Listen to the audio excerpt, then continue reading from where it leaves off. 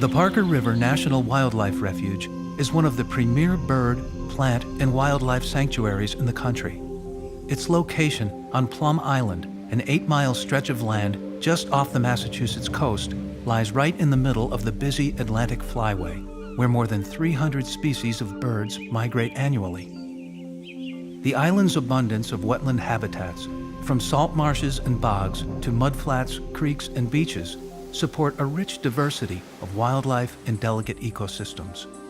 When a state-of-the-art, environment-friendly visitor center was built to serve the hundreds of thousands of people who enjoy the refuge each year, a new entrance road had to be constructed, connecting the parking lot to the State Highway and Audubon Society building across the street. But there was a problem. The only point of entry was across 90 feet of designated coastal wetlands, eliminating the possibility of conventional fill-in construction. A bridge had to be built. That's when the Federal Highway Administration, working under the Federal Lands Highway Program, recognized an opportunity to not only provide access to the facility, but to employ a technique that would reduce on-site construction time, increase quality, improve durability, and perhaps, most importantly, minimize disruption to the island's fragile environment and natural resources. Working in partnership with the U.S. Fish and Wildlife Service, Federal Highway developed a plan to maximize the use of prefabricated components, precast and pre-stressed off-site, in a controlled and protected environment. The plans for the bridge also specified high-performance concrete, or HPC, for the driving surface. By incorporating the most current concrete technologies into the design, the life of the bridge could be extended by protecting the overlying roadway from damage caused by road salts and freeze-thaw stresses associated with the harsh Massachusetts winters. There are many advantages to this approach. First, by working indoors, fabricating and concrete placement conditions remain constant, even in cold weather, allowing the bridge components to be built during the winter. At the same time, curing of the precast elements can be carefully monitored and regulated to ensure material compliance and consistency. Plus, the ability to build in tighter tolerances and more uniform dimensions greatly improves overall fit and component quality, enhancing the structural integrity of the bridge while accelerating the entire construction process. And because the components are brought to the job site only when they're ready to install, the need for on-site storage areas is greatly reduced. Also, the shorter construction period minimizes contractor and equipment traffic that could impact the environmentally sensitive location and surrounding neighborhoods. Finally, by incorporating high-performance concrete as the material of choice for the deck, specific characteristics like freeze-thaw resistance, higher strength, and lower permeability can be engineered into the mix, increasing durability and reducing long-term maintenance costs. The HPC deck also provides structural continuity to the prefabricated elements, eliminating the need for joints over the piers and abutments and preventing water leakage to the substructure below. With much of the nation's infrastructure scheduled for repair, upgrade, or expansion over the next few years, techniques like those used at Parker River can offer many advantages, not to mention greater safety for both the traveling public and construction workers. Here's an overview of how the project was executed. Initially, a local concrete fabricator and construction contractor were selected to provide casting, delivery, and construction services. The proposed site was carefully surveyed to determine the exact location of the bridge centerline and substructure elements. With shop drawings in hand, work began at the concrete plant with the fabrication of steel forms that would be used to cast the various components of the bridge. The first elements fabricated were the pre-stressed, precast piles, each roughly 30 feet long, that would provide a solid foundation for the structure.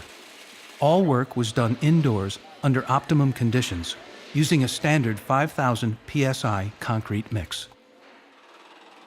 Once fully cured to their performance specification, the piles were transported to the refuge for installation. At the site, engineers and workers erected an intricate alignment template to ensure the exact placement of the piles, a crucial step in a process that relies heavily on accuracy for the proper fit of the many interlocking elements yet to come. Another steel frame template, with a series of collar guides, was constructed to properly position and align each pile as it was being driven into the ground. After the successful installation of a test pile to determine depth versus design requirements, work continued until all 20 piles were in place at the proper depth to meet their load-bearing capacity. Note the minimum amount of ground excavation around the site. Back at the fabrication plant, workers put the finishing touches on the intricate formwork to construct the pile caps for the interior substructures, or piers, and the 80,000-pound precast abutments to be supported on the piles at the ends of the bridge. At this phase of production, it is critical that all measurements are precise and reflect the exact specifications indicated in the shop drawings, particularly where the pile blockouts are concerned. When erected at the job site, these substructure elements must align within specified tolerance to the support piles already in place. The abutments themselves also present a unique challenge for the casting team. The 8-foot wing walls were cast monolithically with the abutment instead of as separate elements. It is crucial that the 40-ton structures are not only dimensionally accurate and properly reinforced, but that the material itself is correctly mixed and hardened. Once cured to their specified performance strength, the substructure elements are ready to be trucked to the refuge where workers have been busy preparing the site for installation. First, they measure and mark the proper top-of-pile elevation. The excess length is cut away, and a center hole is drilled in the top surface to allow for the insertion of a 3-foot dowel. Mortar block spacers are placed to create a grouting void between the pile and the precast pier cap or abutment unit. The elevation of the cap is then set with a laser measurement, and a temporary steel collar is attached. A plywood form is placed over the piles and collars to contain the grout that will be applied through access ports that have already been built into the pier and abutment units. When the pier caps and abutments arrive, they are carefully lowered over the pile assemblies and positioned for final placement. Once inspected and adjusted to ensure a proper fit, they are placed on the piles and grouted into position. Dead on. The next phase involves the placement of 30 pre-stressed beams cast from 7,000 psi concrete. Once again, accuracy at the prefab plant is crucial. The beams are placed on top of the substructure, side by side, with 10 beams for each of the 3 spans.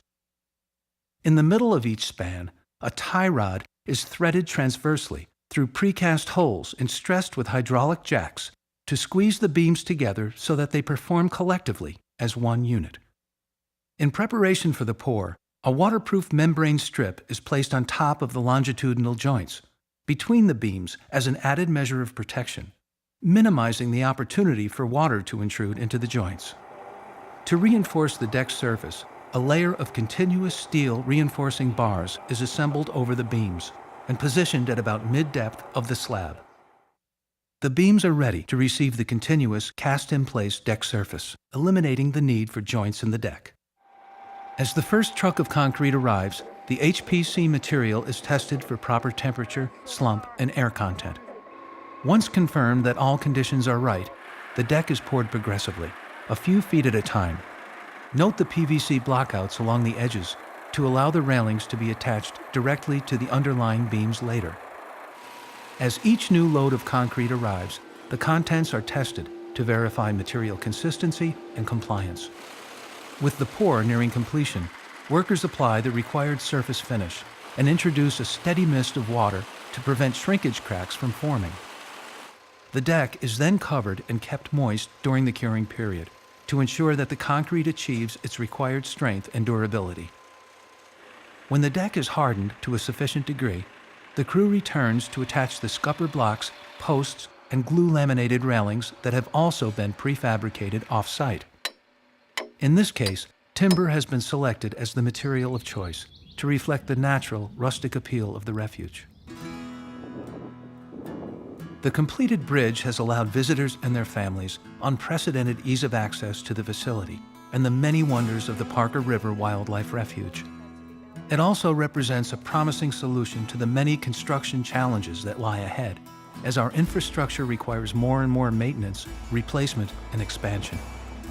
The notion of building with prefabricated components requires careful planning, scheduling, coordination, and design. But it can work, and it has, as demonstrated by the bridge at Parker River.